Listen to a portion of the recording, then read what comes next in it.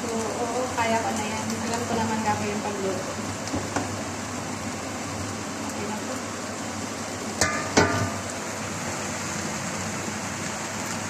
Ano naman na siya? 5 minutes na siyang kumukulo. Naluto ka ba nito?